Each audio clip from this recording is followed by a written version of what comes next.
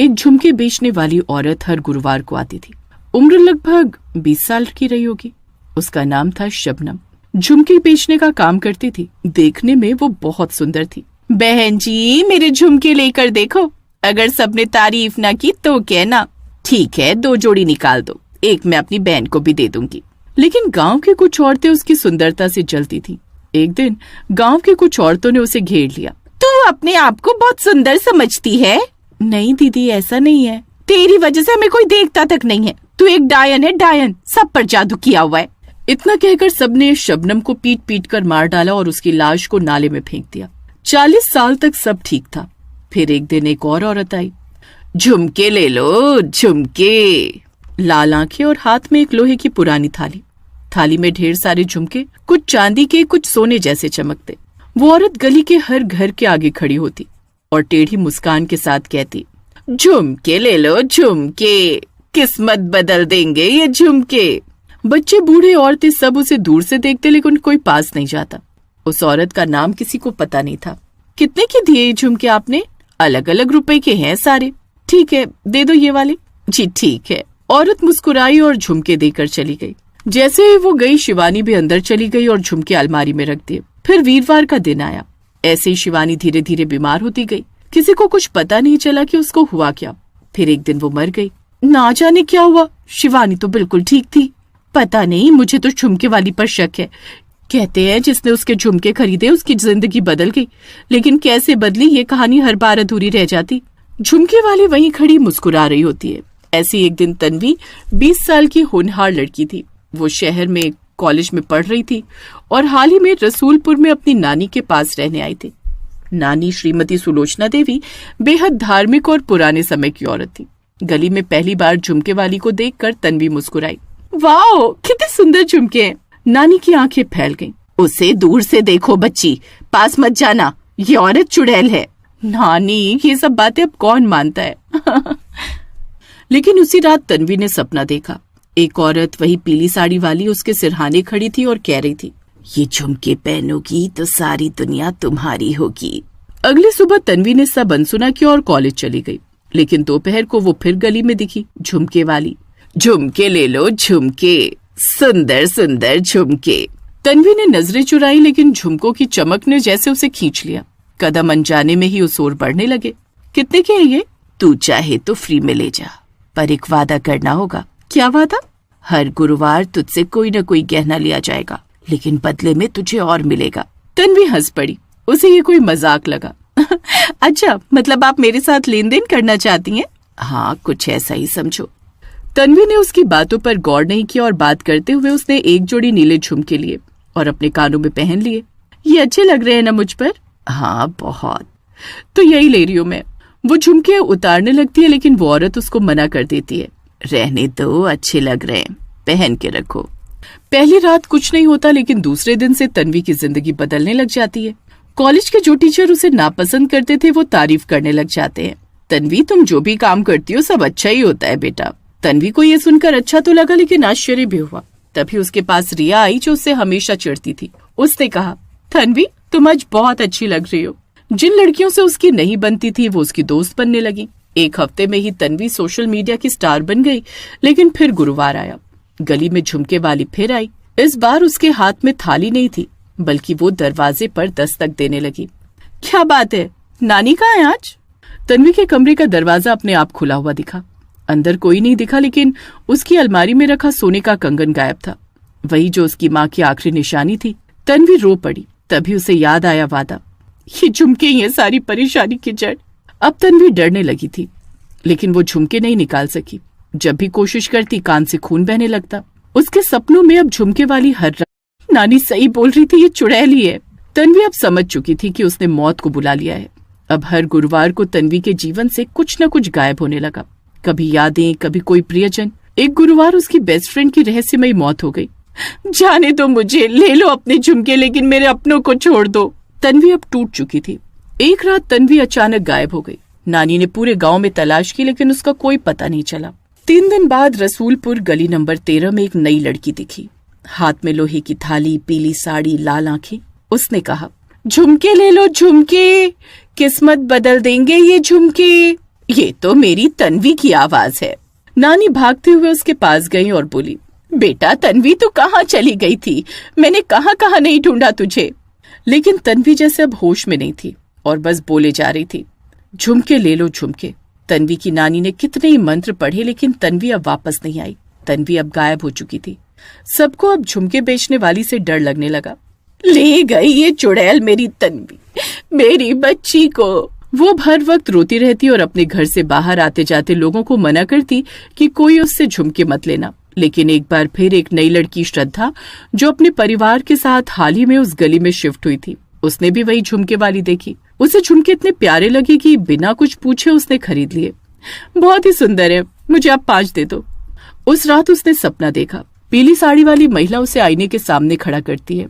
श्रद्धा देखती है कि उसका चेहरा अब उसका नहीं बल्कि तन्वी का हो गया है। श्रद्धा चीख कर उठ जाती है। बहुत भयानक सपना है, नई जगह इसीलिए मुझे पसंद नहीं आती है। वो उठकर पानी पीती है और फिर सोने चली जाती है। इस बार वो आराम से सो पाती है। उधर नानी सुलोचना देवी अब थक चुकी थी। उन्होंने एक तांत्रिक भैरवनाथ को बुलाया। भैरवनाथ ने कई वर्षों से इस झुमके वाली आत्मा की कहानी सुनी थी। उन्होंने बताया कि शबनम की आत्मा अभी भी पुरानी बिस्कुट फैक्ट्री के पास जो नाला है उसमें कैद है, वहीं जहां उसकी लाश गाड़ी गई थी। तो क्या करना होगा बाबा? अगर उसकी अस्थियां सही विधि से जलाकर विसर्जित कर दी जाएं और उसकी थाली को कपाल धूप से शुद्ध किया जाए तो शायद उसकी आत्मा को मुक्त किया जा सके। लेकिन मुश्किल ये थी कि वहां जाना जानलेवा था। मैं जाऊंगी अपनी बच्ची के लिए। नहीं, सब साथ ही चलते हैं, यही सही रहेगा। रात के 2 बजे नानी, भैरवनाथ और 2 साहसी युवक विशाल और अमन उस पुरानी फैक्ट्री की ओर निकलते हैं। वो यहीं कहीं है आसपास। 40 साल हो चुके हैं। अब उसकी लाश को तो नहीं निकाला जा सकता, लेकिन उसको बुलाकर खत्म किया जा सकता है। लेकिन वो आएगी कैसे? उसने तन्वी को भी पकड़ा है ना। तुम तन्वी को आवाज लगाओ, वो जरूर आएगी। तन्वी, तन्वी बेटा, तुम कहाँ पर हो? आ जाओ अपनी नानी के पास, हम तुम्हें लेने आए हैं बेटा, चलो हमारे साथ। बाबा अपने मंत्र पढ़ना शुरू कर देता है और देखते ही देखते सामने से तन्वी चलते हुए आ जाती है। आपने मुझे क्यों बुलाया नानी? अब मैं आपकी तन्वी नहीं रही, अब मैं बस एक गुलाम हूँ, इन झुमकों की गुलाम। काश मैंने आपकी बात सुन ली होती तो आज मैं यहाँ नहीं होती। नहीं बेटा, ऐसे मत बोलो, हम तुम्हें बचाने ही आए हैं। कहाँ है वो चुड़ैल? तभी वहाँ पर चुड़ैल प्रकट होती है। मुझे ढूंढ रहे हो क्या तुम लोग? अब मुझे हराना मुमकिन नहीं है। मुझे गए 40 साल हो चुके हैं।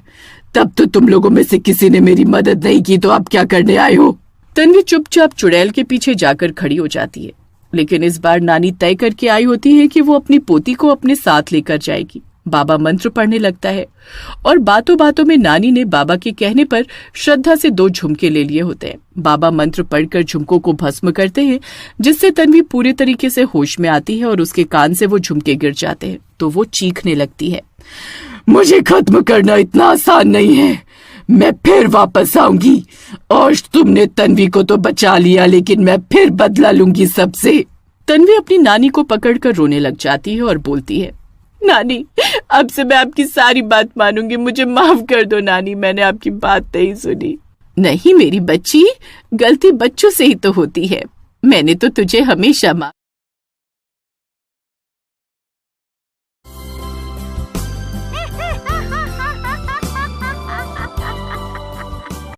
दिल्ली, भारत की राजधानी, शोरगुल और रफ्तार से भरा शहर। इसी महानगर में जहां हर कोई अपनी ही दुनिया में मगन है। कहानी शुरू होती है नेहरू प्लेस के एक पुराने ऑफिस से, जहां अंकित नाम का software engineer late night shift में काम कर रहा था। चलो अंकित, मैं तो निकलता हूँ, तुम तो अभी काम करोगे ना? हाँ, मेरी तो नाइट शिफ्ट है। अब जब तक काम नहीं होता तब तक तो मैं कहीं नहीं जा सकता। चलो एक एक कप कॉफी पी लेते हैं, जाने से पहले तुम्हें भी कंपनी दे देता हूँ। अब तो रोज का यही हाल रहने वाला है, लेकिन चलो बोल रहे हो तो कॉफी पी ही लेते हैं। दोनों जाकर कॉफी पीते हैं। यार अंकित, तुमने नाइट शिफ्ट के लिए मना क्यों नहीं किया? तुम्हें डर नहीं लगता है? मेरे तो घर का भी यही हाल है, मैं तो वहाँ भी बिल्कुल अकेला ही हूँ। कम से कम रात को यहाँ काम करके पूरा दिन सो पाता हूँ, वरना दिन में काम करके भी मुझे रात को नींद नहीं आती थी। चलो मैं चलता हूँ अंकित, मुझे भी अब लेट हो रहा है, कल मिलते हैं। तुम अपना काम जल्दी खत्म करके निकल जाना घर। हाँ ठीक है, आराम से जाना, बाय। अंकित अब रोज नाइट शिफ्ट करने लगा था। उसको ऐसे काम करना अच्छा भी लगने लगा था। लेकिन एक रात जब अंकित ऑफिस से घर लौट रहा था, उसने देखा एक औरत फुटपाथ पर बैठी थी, फटी हुई साड़ी, उलझे बाल और हाथ में खाली स्टील की प्लेट। भीख दे दो बेटा, सुबह से कुछ नहीं खाया है बेटा, रोटी दे दो, बहुत भूख लगी है। इतनी रात में कौन भीख मांगता है? अजीब ही लोग हैं आसपास। सुबह होती तो देखता भी, लेकिन इतनी रात में ये कैसी औरत है? खैर, मुझे क्या। अंकित ने नजरअंदाज किया और तेजी से आगे बढ़ गया। लेकिन जब वो ऑटो लेकर आगे निकला, पीछे मुड़कर देखा तो वो औरत वहीं खड़ी थी, बिना चले बिना हिले, बस उसे घूरती हुई। कहीं ये कोई चोर तो नहीं थी? मुझे अकेला देखकर मेरे पीछे आ रही होगी। अच्छा हुआ जो मैं वहां नहीं रुका।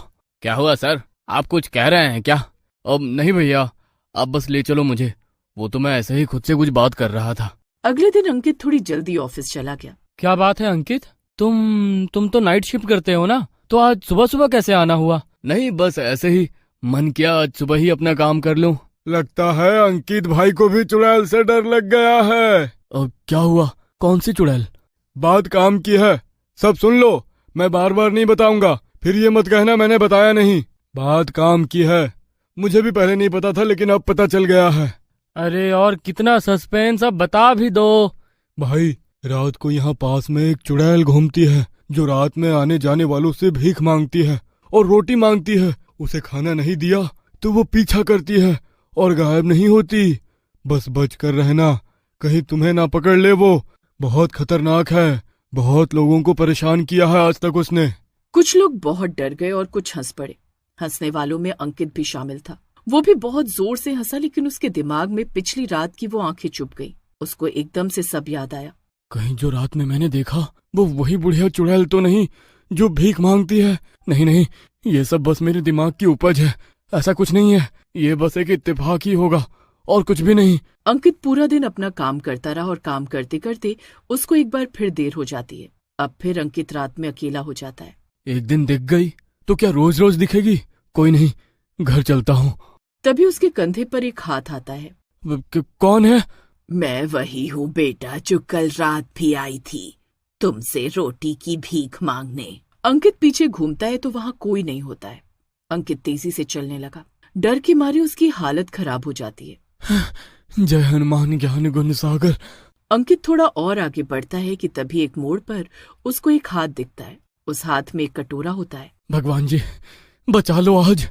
अंकित उसके पास जाता है, तभी उसको आवाज आती है, रोटी दे दो बेटा, रोटी दे दो। दूर रहो मुझसे, दूर रहो। तभी उसके सामने एक भयानक चुड़ैल आकर खड़ी हो जाती है। अब तो तू ही है जो है, मैं तुझे तब तक तड़पाऊंगी जब तक तू खुद भूखा न मर जाए। एक रात जब अंकित घर लौट रहा होता है तो वो चुड़ैल उसको पूरे रास्ते दिखाई नहीं देती। चलो, इसका मतलब है अब उसको कोई और मिल गया है। लेकिन जैसे ही अंकित अपने घर पहुंचता है, उसके दरवाजे पर वो चुड़ैल खड़ी नजर आती है। अब वो चुड़ैल अंकित को किसी न किसी मोड़ पर दिखती रहती है, कभी बस स्टैंड पर, कभी रेड लाइट के नीचे, कभी उसके फ्लैट के गेट के पास, और हर बार वही आवाज, उसी लहजे, भीख दे दो बेटा, रोटी दे दो बेटा। अंकित की हालत खराब होने लगती है। तुम मेरा पीछा क्यों नहीं छोड़ देती हो? मैंने तुम्हारा क्या बिगाड़ा है? मुझे तुझे भूखे मरते देखना है। तुम मुझे एक रोटी दे दो, भूख लगी है। चुड़ैल मुस्कुराई और रोटी लाकर उसके सामने बैठ गई। ये रोटी चाहिए तुझे? हाँ, तुमसे भीख मांगता हूँ। हाँ। ऐसे ही किसी से मैंने भी भीख मांगा था, लेकिन लोग कहाँ किसी पर दया दिखाते हैं। सबको बस खुद से मतलब है। इस मतलबी दुनिया में तूने तो फिर भी मुझे देख लिया, इसलिए मैं तेरे पीछे आ गई, वरना तो कोई मेरी तरफ देखता भी नहीं। तो तुम मुझे क्यों मारना चाहती हो? चुड़ैल कुछ नहीं बोली और 2 रोटी और 1 गिलास पानी रख गई। अंकित ने वो रोटी खाकर पानी पिया, तब उसमें थोड़ी जान आई। बहुत हुआ, यह चुड़ैल इतनी बुरी नहीं है, वरना ये मुझे मार देती। लेकिन इसने तो मुझे खाना दे दिया। इसके बारे में हमें पता लगाना पड़ेगा, आखिर बात क्या है। अंकित में अब हिम्मत आ चुकी थी उस चुड़ैल से आमना सामना करने की। उसने ठान लिया कि वो पता लगाएगा चुड़ैल का क्या सच है। अंकित इधर उधर उस चुड़ैल के बारे में पता लगाने की कोशिश करता है, लेकिन उसको कुछ पता नहीं चलता। पता नहीं क्या है, कुछ समझ नहीं आ रहा, क्या करूं। लगता है अब पूरी जिंदगी इस चुड़ैल के साथ ही बितानी होगी मुझे। तभी वहां चुड़ैल आ जाती है। इस बार उसके कटोरे में एक सिर पड़ा होता है। मेरे बेटे, भीख दे दो, बहुत भूख लगी है, रोटी खिला दो। ये कौन है तुम्हारे हाथ में? इसने भी मुझे भीख नहीं दी थी, मैंने नहीं मारा इसको, ये खुद ही मर गया था। बेचारा, मैं तो बस रोज इससे भीख मांगती थी। अंकित डर जाता है। उसको पता नहीं चलता कि वो ऐसा क्या करे जिससे उसको उसकी मौत से छुटकारा मिल जाए।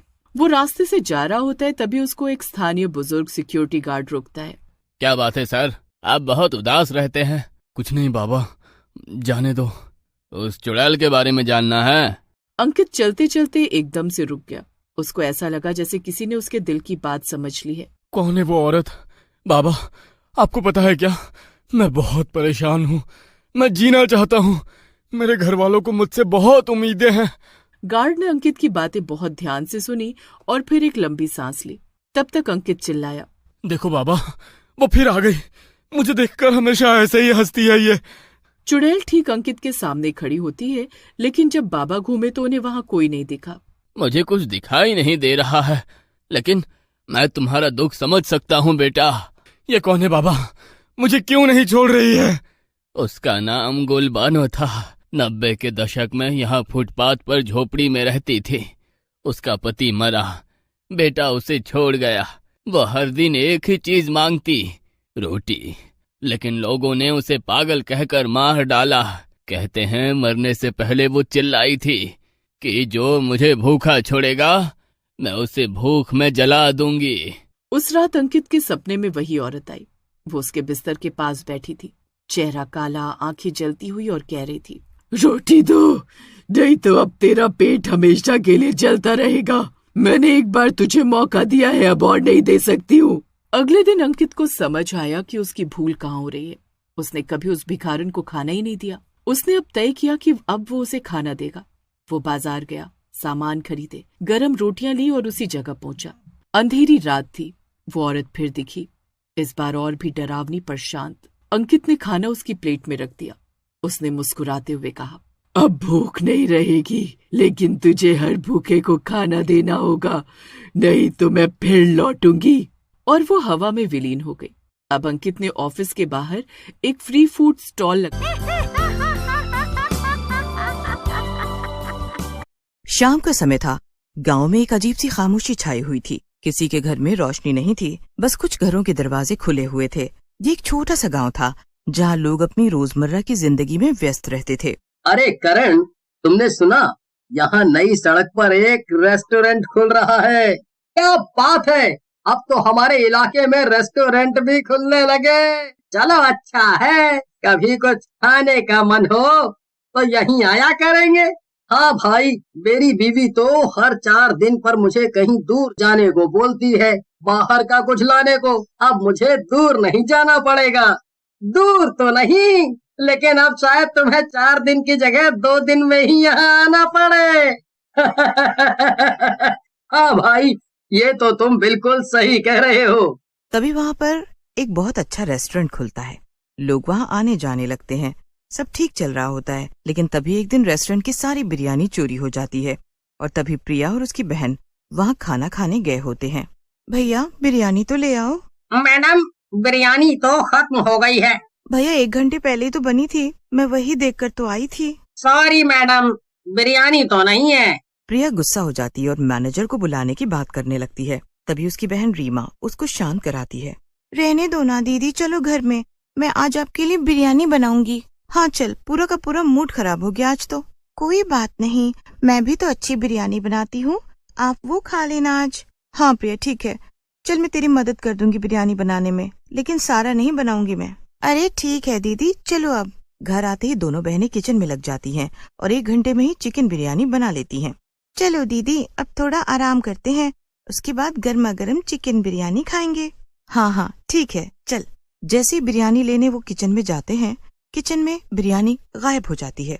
अरे बिरयानी कहाँ गई? अभी तो यहीं थी, फिर अचानक कैसे गायब हो गई? लगता है खिड़की से कोई बंदर आया होगा और वही बिरयानी उठाकर ले गया। आज अपनी किस्मत ही खराब है, आज बिरयानी लिखी ही नहीं थी नसीब में। रुको, मैं मैगी बना कर ले आती हूँ अब। दोनों बहनें मैगी खाकर अपनी भूख शांत करती हैं और सो जाती हैं। और सुबह उठकर अपने अपने काम पर निकल जाते हैं। तभी घर आते समय रीमा को एक चिकन बिरयानी का ठेला दिखता है। वो प्रिया और उसके लिए बिरयानी पैक करवा लेती है और घर के लिए निकल जाती है। आज तो दीदी खुश हो जाएंगी, उनको चिकन बिरयानी खाने को जो मिलेगी। रीमा घर पहुंचकर घर के सारी खिड़की दरवाजे बंद कर देती है ताकि इस बार कोई भी बंदर उनकी बिरयानी ना ले जाए। बस अब जल्दी से दीदी घर आ जाए, इतनी तेज भूख लगी है, रहा भी नहीं जा रहा। दीदी कितना खुश हो जाएगी, मुझे तो सोचकर ही बहुत अच्छा लग रहा है। तभी घर की घंटी बजती है और दरवाजे पर प्रिया होती है। आओ आओ दीदी आओ, आज आपके लिए एक बहुत अच्छा सरप्राइज है। आप भी बोलोगे मेरी बहन मेरे बारे में कितना सोचती है। आप जल्दी से मुंह हाथ धो लो, मैं सरप्राइज लेकर आती हूँ। अपनी बहन को इतना खुश देखकर प्रिया भी जल्दी से मुंह हाथ धोकर आ जाती है और रीमा किचन में जाती है। लेकिन किचन में जाते ही रीमा चिल्लाकर बोलती है, नहीं, फिर से नहीं। अरे क्या हुआ रीमा? दीदी कल आपका बिरयानी खाने का मन था तो आज मैं एक ठेले वाले से बिरयानी लेकर आई थी और घर के सारे खिड़की दरवाजे भी बंद कर दिए थे, लेकिन फिर भी देखो ना, पता नहीं बिरयानी कहाँ चली गई। तो इसमें रोने की क्या बात है, कोई बिरयानी चोर आया होगा। प्रिया हंसते हुए अपनी बहन को समझा रही होती है, लेकिन ये बात प्रिया के दिमाग में भी आती है कि जब सारे खिड़की दरवाजे बंद थे तो आखिर बिरयानी गई तो कहाँ गई। प्रिया और रीमा एक बार फिर बिरयानी बनाने की सोचते हैं। चलो आज भी बिरयानी बनाते हैं और आज हम नजर रखेंगे कि कौन कब और कैसे बिरयानी लेकर चला जाता है। दीदी मुझे लगता है हमें फिर से खरीद के बिरयानी लानी चाहिए, इतनी मेहनत के बाद कोई हमारी बिरयानी ले जाए तो बहुत दुख होता है ना। जैसा तुम्हें ठीक लगे, चलो बिरयानी खरीद कर लाते हैं। दोनों बहनें फिर से उस ठेले पर जाकर चिकन बिरयानी के लिए बोलती हैं, लेकिन ठेले वाला खुद रो रहा होता है। मुझे समझ नहीं आ रहा है, 2-3 प्लेट बेचता हूँ तब तक मेरी बिरयानी खत्म हो जाती है। न जाने कौन सा भूत है जो चिकन बिरयानी खाना पसंद करता है। रीमा और प्रिया सोच में पड़ जाती हैं और वो दूसरे ठेले वाले के पास जाती हैं। दूसरा ठेला वाला भी रो रहा होता है। ये क्या हो रहा है? ये कौन है जो सब जगह की बिरयानी ले जाता है और ले जाने के बाद वो करता क्या होगा इतनी सारी बिरयानी का? मुझे तो कुछ समझ नहीं आ रहा। मुझे भी कुछ समझ नहीं आ रहा रीमा, ये तो हम लोगों से भी ज्यादा चिकन बिरयानी खाना पसंद करता है। प्रिया और रीमा घर आकर फिर से बिरयानी बनाते हैं और इस बार इंतजार करते हैं उस चोर का जो बिरयानी चुराता था। तभी किचन में बर्तन गिरने की आवाज होती है। वहाँ बिरयानी रखे देखकर एक लाल आंखों वाला भूत एकदम से वहाँ आता है और बिरयानी को अपने साथ लेकर गायब हो जाता है। अच्छा दीदी, तो ये है जो बिरयानी चुराता है, लेकिन ये तो भूत है। लेकिन भूत कब से बिरयानी खाने लगा? हाँ सच में, पर इसको बिरयानी की इतनी भूख क्या है, हमें पता करना ही होगा। फिर अगले दिन प्रिया और रीमा बिरयानी बनाती हैं और इस बार और अलग तरीके से बनाती हैं। और जैसे ही वो किचन में बिरयानी रख के जाती हैं, भूत एकदम से वहाँ आता है, लेकिन इस बार रीमा उसको देख लेती है और पकड़ लेती है। तुम कौन हो? तुमने पूरे शहर को परेशान कर रखा है। सब के सब तुम्हारी वजह से परेशान है। सब बिरयानी बनाते हैं और तुम एक झटके में सबकी बिरयानी चुरा ले जाते हो। भूत उसकी तरफ गुस्से से देखता है। मैं कोई चोर वोर नहीं हूँ। तुम जब चोर नहीं हो तो तुम हो कौन? तुम्हारी वजह से इस शहर में कोई भी बिरयानी बनाने से डर रहा है कि कहीं उसकी खुशबू तुम्हारे तक न पहुंच जाए और तुम उसको गायब न करके ले जाओ, क्योंकि ऐसा एक भी घर तुमने छोड़ा नहीं हो जहाँ पर तुमने बिरयानी न चुराई हो। न ऐसा कोई ठेला छोड़ा है और न ही ऐसा कोई रेस्टोरेंट। हर जगह तुम चोरी करते रहते हो बस। भूत रोने लग जाता है। क्या हुआ? अब तुम रोने क्यों लग गए? तुम्हें बिरयानी चाहिए तो तुम ले जाओ ना, पर रो मत, हमें तुमसे डर लग रहा है। हाँ, हम दूसरी बिरयानी ले आएंगे, लेकिन एक ही बार में अच्छी खासी ले जाओ, क्योंकि हर रोज चुराने से तुम दूसरों का भी नुकसान कर रहे हो। और वो कारण क्या है, क्या हम जान सकते हैं? अगर आप बताएंगे तो हम क्या पता आपकी मदद कर पाए। भूत गुस्से में आकर बिरयानी नीचे फेंक देता है। ये बिरयानी है सारी समस्या, इसी की वजह से आज तक मुक्त नहीं हो पाया हूँ। आप क्या करना चाहते हो? हमें कुछ समझ नहीं आ रहा। बिरयानी की वजह से आप मुक्त नहीं हो पाए, ये कैसे हो सकता है? भूत एक बार फिर गुस्से में आता है और सारे बर्तन गिराने लग जाता है। प्रिया ये सब देखकर डर जाती है। अगर आप हमें नहीं बताना चाहते तो कोई बात नहीं, लेकिन लोगों को डराना और उनकी बिरयानी चुराना तो बंद कर दीजिए। भूत गुस्से में रीमा की तरफ देखता है। मुझे भी कोई शौक नहीं है सबकी बिरयानी चुराने का, लेकिन मेरी मजबूरी है। मैं खुद एक हलवाई था और पूरे गांव में मुझसे अच्छी बिरयानी कोई नहीं बनाता था। मेरा भी खुशहाल परिवार था, लेकिन एक रात जब हम खाना खाने जा रहे थे तो मेरी बीवी ने मेरे हाथ की बिरयानी खाने की इच्छा जाहिर की, लेकिन मैं उस रात उसको वो बिरयानी नहीं खिला पाया। और उसी रात हमारे गांव में आग लग गई। हमारा पूरा गांव जलकर राख हो गया। तो आप उनकी वो इच्छा पूरी करने के लिए बिरयानी चुराते हैं? लेकिन एक बात समझ नहीं आई, इतनी बिरयानी चुराने के बाद भी आप लोगों को मुक्ति क्यों नहीं मिली? क्योंकि आज तक किसी भी बिरयानी में मेरे हाथ का स्वाद नहीं आया, और क्योंकि मैं एक भूत हूँ तो अब मैं खुद तो बिरयानी बना नहीं सकता, फिर भी कोशिश करता रहता हूँ हर बिरयानी को खाकर कि कहीं तो वो स्वाद मिले तो मैं अपनी बीवी को खिलाऊं। ये तो समस्या है। ऐसे तो आप बहुत मुश्किल ही अपने हाथ का स्वाद ढूंढ पाएंगे। लेकिन मेरे पास एक आइडिया है। क्या है वो आइडिया? रीमा प्रिया धीरे धीरे फुसफुसाकर बात करने लग जाते हैं और वो भूत उन दोनों को घूर रहा होता है। देखिए, आप अपनी रेसिपी हमें बता सकते हैं, हम उसी रेसिपी से बिरयानी बनाएंगे। तब क्या पता आपके हाथों का स्वाद उस बिरयानी में आ जाए, तो उसको खाकर देखिएगा और फिर अपनी बीवी को खिलाना। भूत इस सुझाव के लिए मान जाता है। फिर रीमा और प्रिया भूत के कहने पर वो सारे मसाले डालकर चिकन बिरयानी बनाने लगते हैं जैसा भूत बनाया करता था। अब इसको आप खाकर देखें, यह आपकी चिकन बिरयानी जैसी बनी है। हाँ, ये बिल्कुल मेरे हाथ का स्वाद है। मैं इसको अपनी बीवी को खिलाकर आता हूँ। हम दोनों की एक आखिरी इच्छा पूरी हो जाएगी। मैं तुम दोनों का एहसानमंद रहूंगा। धन्यवाद। और अब मैं किसी की बिरयानी चुरा कर नहीं खाया करूंगा। उसके बाद भूत हमेशा के लिए वहाँ से चला जाता है और फिर किसी की बिरयानी चोरी नहीं होती।